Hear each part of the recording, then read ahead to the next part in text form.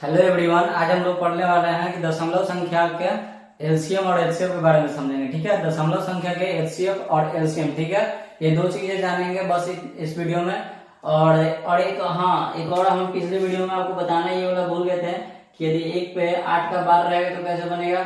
यदि मान लीजिए ऐसे 2.35 करके सिर्फ इस पे बार दे देगा तो कैसे बनेगा। ठीक है, क्वेश्चन तो हम इसको समझेंगे। ठीक है ना, इसी वीडियो में। तो आप वीडियो के अंत तक जरूर बने रहिएगा।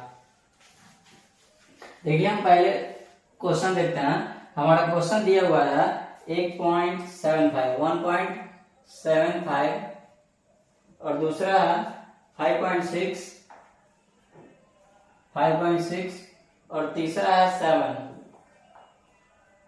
ठीक है, इसका एलसीएम लेना है। ठीक है, ऐसे अब इन तीनों का क्या करना है, एलसीएम निकालना है।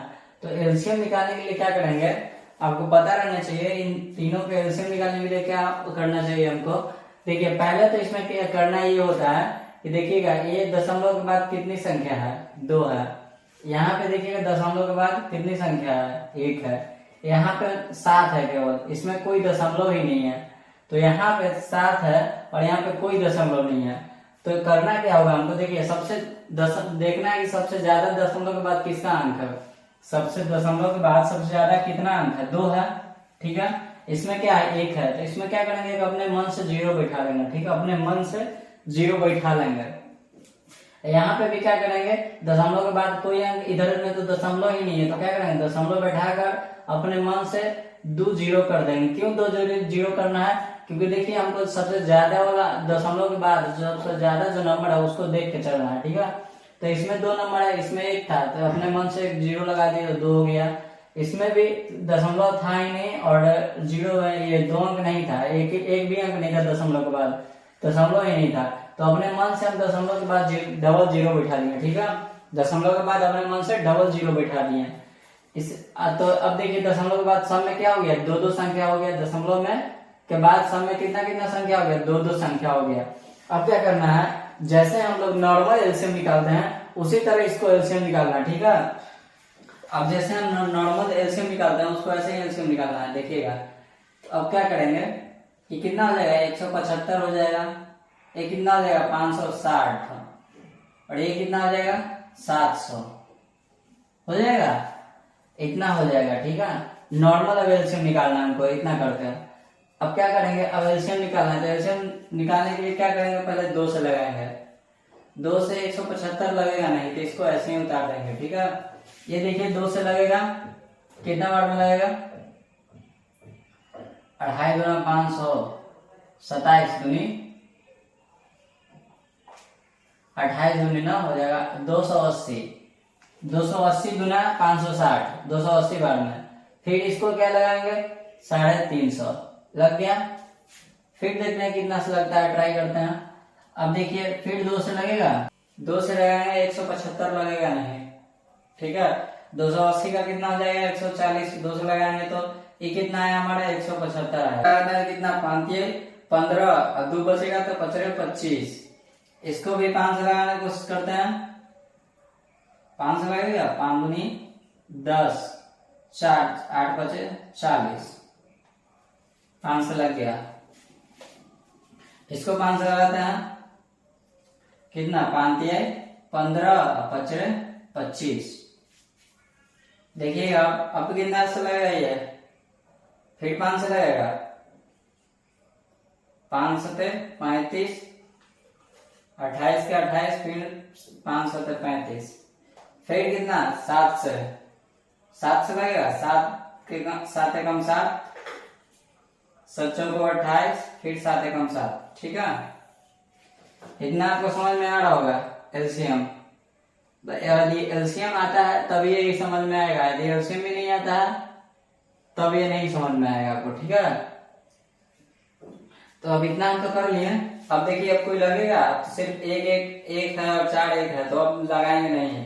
ठीक है, अब क्या करेंगे, नॉर्मल एलसीएम में क्या करते हैं, अब नॉर्मल एलसीएम में क्या करते हैं, सबको गुना करेंगे। ठीक है, सबको गुना करेंगे। तो 2 गुना 2 गुना 5 गुना 5 तो 2000 आ गया। ये तो 2000 आ गया। ठीक है, 2000 आ गया। तो इसका अब हम इसको देखिए, हमारा आंसर गुना करने पे तो 2000 आ गया। अब क्या करना है, गुना करने पे हमारा कितना आ गया 2000। अब इस पे ध्यान देना है कि कितने अंक के बाद दशमलव था, 2 अंक के बाद दशमलव था, सब में 2 अंक के बाद दशमलव था। तो क्या करेंगे, इधर से 1 अंक 2 अंक इसके बाद दशमलव बैठा देंगे। तो हमारा कितना आ जाएगा 20.00।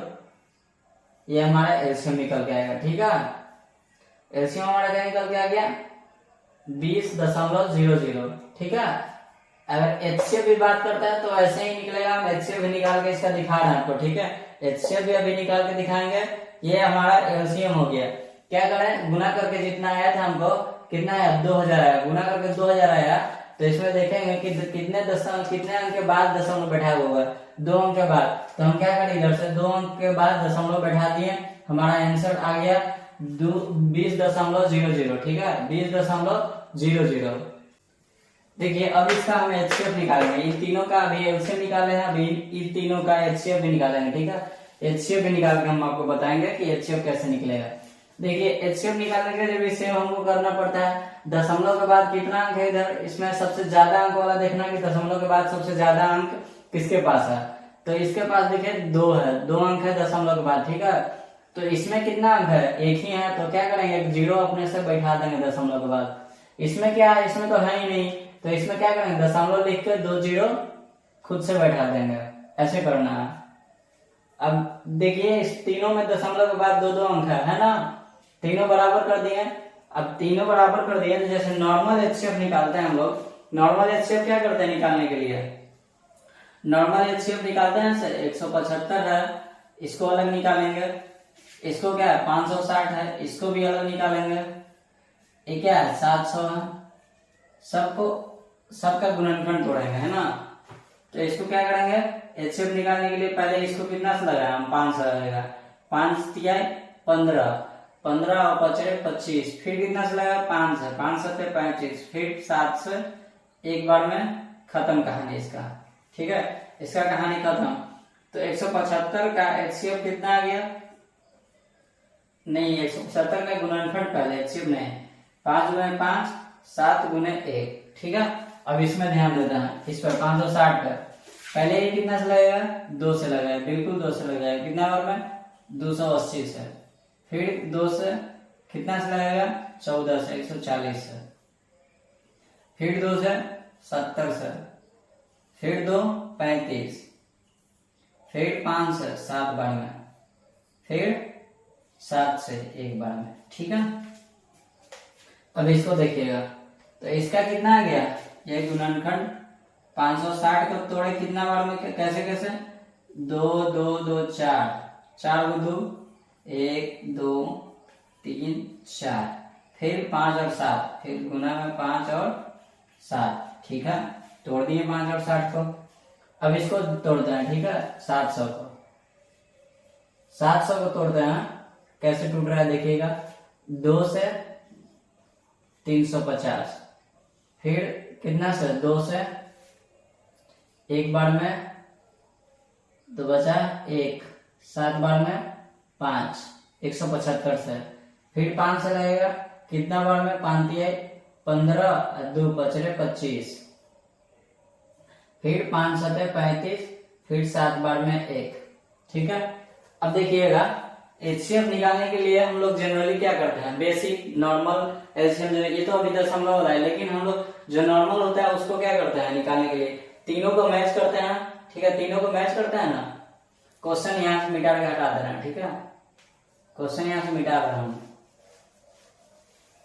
हमारा क्वेश्चन क्या था, यहाँ पे लिख रहे हैं क्वेश्चन 1.75, फिर था 5.6 था, इसमें 0 अपने से लगाए हैं। इसमें देखिए ये क्या था 7 था। क्वेश्चन बस इतना ही था, क्वेश्चन इतना था। फिर हमको कैसे चेंज किए हैं, इसको सेम छोड़ दिए थे। ठीक है, और इसको क्या किए, दशमलव के बाद 1 अंक था तो 2 अंक में हम लिख दिए। इसको क्या किए थे 7 को, 7 में दशमलव नहीं था तो दशमलव नहीं था, दशमलव के बाद 2 अंक भी नहीं था, दशमलव दे के 2 अंक हम बैठा रहे हैं। ठीक है, एक क्वेश्चन इसको बदल दिया है, चेंज किया है। ठीक है, क्या किया है, चेंज किया था इस तरह से। चेंज करने के बाद क्या किया, हम नॉर्मल एचसीएफ निकाले, दशमलव हटा के सबका नॉर्मल एचसीएफ निकाल लिया। एचसीएफ ने अभी फिलहाल अभी गुणनखंड किया। अब देखिएगा एचसीएफ कैसे निकलेगा। 175 को हम तोड़े कि कैसे कैसे तोड़े हैं, 5 गुने 5, 5 गुने 5, ठीक है, 5 गुना 5 गुना 7 गुना 1। ठीक है, इसको कैसे तोड़े हैं, 560 को, 560 को देखिएगा 4 को 2 तोड़ा है, 4 को 2, चलिए सबको सामने सामने लिखा है ना, 4 को 2, इसमें 2 नहीं है तो 4 को 2 इधर लिख देते हैं, 1 2 3 4। ठीक है, और फिर 5 गुने 7, 5 गुने 7, और एक सब में रहता है। ठीक है, एक सब में इधर एक कर दीजिए, कोई दिक्कत नहीं है, एक सब में रहता है। उधर 700 कैसे तोड़ा है, 700 को 2 गुना 2, 2 गुना 2, फिर 5 गुना 5, 5 गुना 5, फिर गुना 7। ठीक है, सबको जैसे जैसे तोड़ा है वैसे वैसे लिख लिया। ठीक है, लिखने के बाद अब देखिए एचसीएफ निकालना है ना। एचसीएफ मतलब होता है हाईएस्ट कॉमन फैक्टर। ठीक है, एचसीएफ मतलब हाईएस्ट कॉमन फैक्टर, एचसीएफ मतलब हाईएस्ट कॉमन फैक्टर, महत्तम समापवर्तक, हिंदी में बोलते हैं महत्तम समापवर्तक। ठीक है, एलसीएम को लघुत्तम बोलेंगे। एलसीएम को क्या बोलते हैं, देखिए एलसीएम को क्या बोलते हैं, लघुत्तम, लघुत्तम समापवर्तक, लघुत्तम समापवर्तक, समझ लीजिएगा, समापवर्तक। ठीक है, इतना। और एचसीएफ का मतलब, एचसीएफ का हिंदी मतलब महत्तम समापवर्तक, महत्तम समापवर्तक। ठीक है, इतना हिंदी इसका समझ लीजिएगा। एचसीएफ का मतलब लघुत्तम समापवर्तक, एचसीएफ का मतलब महत्तम समापवर्तक। तो देखिए इसके लिए क्या करना होगा, जो हम गुणनखंड तोड़े हैं 175 का, 560 और 700 का, इसमें देखिए कोई ऐसा अंक जो तीनों में मैच कर रहा हो, तीनों मिल रहा होगा, कोई ऐसा अंक है जो तीनों मिल रहा है, तो बोलिएगा यहाँ पे कि हाँ है। कौन कौन है, देखिएगा ध्यान से, 5 तीनों में मैच कर रहा है, 7 तीनों में मैच कर रहा है, तो क्या बोलेंगे, तो 5 और 7 तीनों में मैच किया, और उसके बाद क्या, और उसके बाद बोल सकते हैं कि एक मैच किया है, तीनों में एक भी होगा। ठीक है, एक तो सब में रहता है, तो बोलिएगा कि हाँ एक भी मैच किया होगा, तो एक, चलो एक भी ले लेते हैं, मैच किया तीनों में, क्योंकि एक सब में है लास्ट में, देखिएगा सब है, हम गुना नहीं किए उसके बाद अगर है, लेकिन सब में मैच किया है। ठीक है, तो मैच किया है, तो इन तीनों का एचसीएफ यही तीनों होगा, यही तीनों को एक एक अंक निकाल लीजिएगा, तीनों में से एक एक अंक निकाल लीजिएगा, तो इतना का एचसीएफ बराबर क्या हो जाएगा, इन तीनों का एचसीएफ बराबर क्या हो जाएगा, 1 गुना 5 गुना 7। ठीक है, 1 गुना 5 गुना 7, इन तीनों का एचसीएफ यही हो जाएगा। इन तीनों का एचसीएफ क्या होगा, 5 गुना 7, तो 1 गुना 5 गुना 7 गुना कर दीजिए, 5 7 35, गुना 1 35 से आएगा। ठीक है, चलो 35 कर दिया। ये तो हमारा इसका नॉर्मल एचसीएफ हो गया इस सब का। ठीक है, इस सब का नॉर्मल एचसीएफ हो गया, लेकिन हमको दशमलव बैठाना है, दशमलव बैठाना है, तो आप याद रखिएगा दशमलव बैठाना है, तो देखिए दशमलव कितने अंक के बाद है, 2 अंक के बाद दशमलव है, तो इधर से आप 2 अंक चलिए, इधर से 2 अंक चलिए, दशमलव बैठा दीजिए, 2 अंक चल के दशमलव बैठा दीजिए, तो 35 तो 2 ही अंक है, तो 35 के बाद ये जो 3 के बगल में है जो दशमलव बैठा दीजिए, इधर 0 लिख दीजिए, नहीं भी चाहते हैं तो कोई दिक्कत नहीं है, 0.35 भी आपका आंसर हो सकता है, या तो 0.35 भी इसको लिख सकते हैं, कोई दिक्कत नहीं है। हमारे क्वेश्चन को देखना है, क्वेश्चन में कितने अंकों के बाद सब में दशमलव है, कितने अंकों के बाद सब में दशमलव है, 2 अंकों के बाद है, तो इधर से 2 अंक चलना है, दशमलव देना। मान लीजिए इसका हमारा एचसीएफ है जो, मान लीजिए इसका एचसीएफ 35 नहीं आकर, इसका 0.35 नहीं आकर अगर यदि कहीं 7 आ जाता, 7 आ जाता तो क्या हमारा आंसर लिखते हैं, देखिए पहले हमको मैच करना है, 7 आ गया, मान लीजिए, मान रहे हैं, ऐसा नहीं है कि आंसर आ गया 7, हम मान के चलते हैं कि इसका आंसर 7 आ गया, 7 आ गया, तो इसको लिखें कैसे, दशमलव में। आपको क्वेश्चन पे ध्यान देना होगा कि कितने अंक के बाद दशमलव बैठाना है, तो यहाँ पे 2 अंक के बाद दशमलव बैठाना है। तो आप खुद से क्या कीजिएगा, आपको खुद से ये करना होगा कि 7 के बाद इधर इस साइड 7 के पहले एक 0 बैठाना होगा, तभी 2 अंक होगा। और फिर इसको दशमलव चढ़ा दीजिए, ठीक है, दशमलव लगा दीजिए, 2 अंक के बाद दशमलव लगा दीजिए। और इधर आप चाहे तो 0 लिख सकते हैं, नहीं भी 0 लिख सकते हैं, यही हमारा आंसर हो जाता है। लेकिन अभी हमारा आंसर कौन सा है, 35 है। अगर सिंगल आ जाता है तो क्या करते हैं, 7 के बगल में 0 लगा देते हैं, तो 2 अंक हो जाता है। तो 2 अंक के बाद हमारा दशमलव देना है, तो दशमलव 2 अंक के बाद देते हैं, तो हमारा हो जाता 07.07 आंसर हो जाता है, ठीक है। यदि मान लीजिए यहाँ पे क्वेश्चन पे ध्यान दीजिएगा, यहीं पे मान लीजिए आप कि यहाँ पे क्वेश्चन पे 3 अंक है, क्वेश्चन में 3 अंक के बाद दशमलव, 3 अंक के बाद दशमलव, आपका आंसर कितना है अभी, आपका आंसर अभी 35 है। मान लीजिए यहाँ पे 0 है नहीं, लेकिन मान लीजिएगा, ठीक है, अभी आपका आंसर 35 था, अभी आपका आंसर 35 था। तो आपको आंसर मैच करने के लिए क्या करना होता, 3 अंक के बाद दशमलव है तो इधर एक 0 बैठाना पड़ता, तभी तो 3 अंक होता है इधर से। तो 3 अंक के बाद दशमलव बैठा देते हैं, आप 0 यहाँ पे लिख दीजिए, कोई दिक्कत, लिखिए चाहे नहीं लिखे, दशमलव के बाद में इस साइड कोई फर्क नहीं पड़ता है, 0.035 आपका आंसर हो जाता है, ठीक है। लेकिन अभी आपका आंसर यही है, बस सपोज मान लीजिए यदि 3 अंक रहता तब उसके लिए बताया था। तो यही आपका एलसीएफ हो गया और एलसीएम हो गया, दोनों हम बता दिए इस वीडियो में, ठीक है। अब एक बार वाला क्वेश्चन भी देख लेते हैं, ठीक है, जो ऐसे लिख देता है आपको 8.7 के बार या फिर 8.16 लिख कर सिर्फ 6 का बार चढ़ा देगा। इस तरह के क्वेश्चन कैसे बनते हैं उसको भी देखेंगे इस वीडियो में, ठीक है।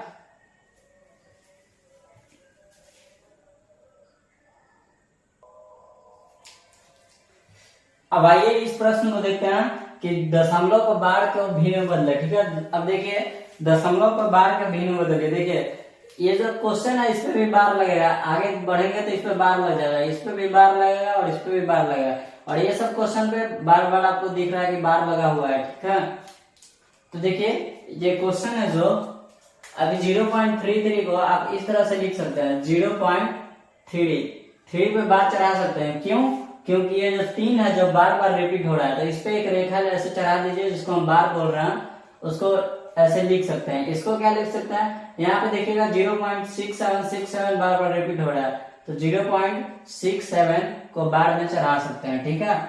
इसमें देखिएगा 3251 रिपीट हो रहा है, तो इस पे क्या लिखेंगे 3251 का बार चढ़ा देंगे ऐसे, ठीक है। और नीचे पहले से ही बार चढ़ा हुआ है, तो अब इसको कैसे सॉल्व करेंगे, ठीक है, इसको भिन्न में कैसे बदलेंगे। भिन्न में बदलने के लिए देखिए करना क्या आपको, ऊपर क्या है, ऊपर 3 है, तो 3 बटा कितना पे बार है, 1 पे बार है, तो 3 बटा आप 9 लिख दीजिए, ठीक है, 3 बटा आप 9 लिख दीजिए, आपका आंसर हो जाएगा। अब इसको काट के आप 1/3 भी लिख सकते हैं, ठीक है। अब इसको देखिए बार कितने पे था, एक पे था, तो हम 1 9 डालेंगे, ठीक है, और जो संख्या रिपीट हो रहा है उसको ऊपर लिखेंगे। अब बार कितने संख्या पे, एक संख्या, तो एक 9 लिख देंगे, ठीक। यहाँ पे देखिएगा, यहाँ पे 6 7 है, 2 संख्या है, तो यहाँ पे 6 7 लिखिए, और बार कितने संख्या पे, 2 संख्या पे, तो 2 को 9 नीचे लिख दीजिए। अब कट रहा है तो काट दीजिए, नहीं तो आपका यही आंसर हो गया, ठीक। अब इसको भी देखिएगा, इस पे कितने संख्या पे बार लगा हुआ है, 4 संख्या पे, तो 4 संख्या, तो ऊपर इसको भी लिख देना एक बार 3251 और नीचे 4 को 9 लिख दीजिए, आपका आंसर हो गया, ठीक है। ये सब किसके लिए है, किसके लिए है, जबकि इस तरह से क्वेश्चन नहीं दिया हो, 1 पर बार हो 1 पर बार नहीं है, 2 पर बार नहीं है और 1 पर बार है, तो ये सब क्वेश्चन, इन तीनों क्वेश्चन के लिए अलग कंडीशन है। ये सिर्फ 3 क्वेश्चन, ये ऐसा क्वेश्चन आपको दिखेगा कि बार बार रिपीट कर रहा है, दिया हुआ संख्या पूरा संख्या बार बार रिपीट कर रहा है, उसके लिए है। लेकिन जब एक रिपीट नहीं कर रहा है, 1 रिपीट कर रहा है, 2 रिपीट नहीं कर रहा है और 1 रिपीट कर रहा है, यहाँ पे देखिए 2 रिपीट कर रहा है, 2 रिपीट नहीं कर रहा है, ऐसा क्वेश्चन है, तो इसके लिए अलग रूल है और इसके लिए अलग रूल है, ठीक है। देखिएगा इसको, ये कैसे बनेगा। इसको बनाने के लिए आपको करना क्या है, जितना पे बार है पहले तो बट्टा ऐसे लिख दीजिए, ठीक है। ये टोटल कितना लिखा हुआ है 18, 18 लिख दीजिए। और जितना पे बार कितना पे है 8 पे बार है, तो 18 में से 8 घटा दीजिएगा, ठीक है, 18 में से 8 घटा दीजिएगा, 18 में से 8 घटा दीजिएगा। अब बार कितने अंक पे है, 1 अंक पे है, तो 1 अंक के बदले क्या डलाएगा 9, और जिसपे बार नहीं है उसके बदले 0, जिसपे बार नहीं है उसके बदले 0, और जिसपे बार है उसके बदले 9 लिखाएगा, ठीक है। जिसपे बार नहीं है उसके बदले क्या लिखाएगा 0, और जिसपे बार है उसके बदले 9 लिख रहे हैं, ठीक है। तो 18 में से 8 जाएगा तो कितना बचेगा 10 बचेगा, 10/90। अब इसको काट भी सकते हैं तो कितना आ जाएगा 1/9।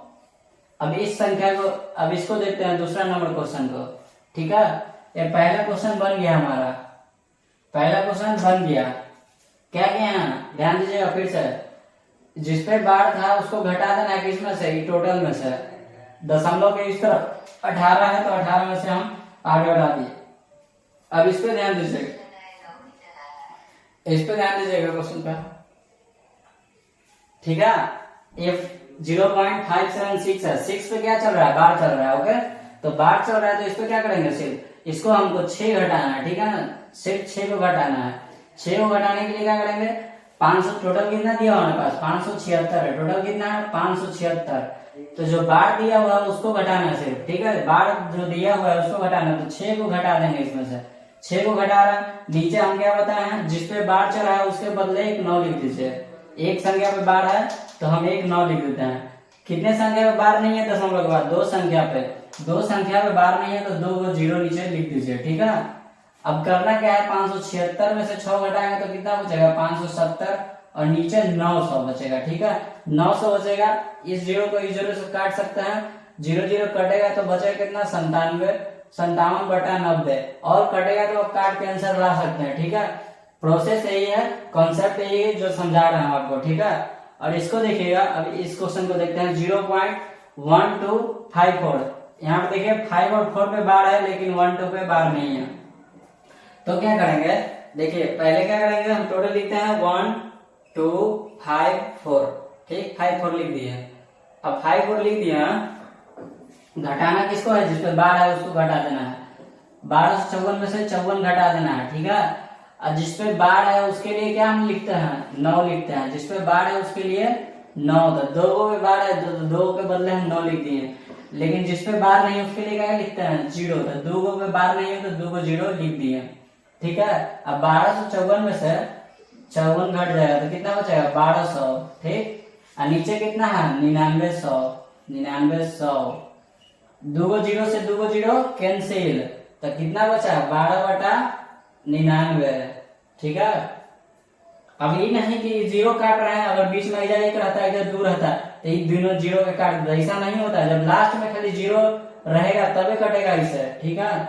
लास्ट में आपको काटने आता होगा तभी आप इतना आगे बढ़ चुके हैं, ठीक है ना, काटना आप सीख लिए होंगे तभी आप इतना आगे बढ़े हैं। नहीं काटने आता है तो आपको जितना आंसर मिल रहा है उतना ही लिख दीजिए, और काटने आता है फिर डिवाइड देके चेक कर लीजिए कितना आएगा, ठीक है। तो यही आपका कॉन्सेप्ट था, बार वाले क्वेश्चन को कैसे बदलते हैं, ठीक है ना, बस इतना ही कॉन्सेप्ट है। ये 3 क्वेश्चन अलग कॉन्सेप्ट पे है, ये 3 क्वेश्चन अलग कॉन्सेप्ट पे है, ठीक है। सबको बढ़िया से रिवाइज कीजिएगा ताकि फिर प्रॉब्लम ना हो, कंफ्यूजन ना हो, ठीक है। मिलते हैं अगले वीडियो में।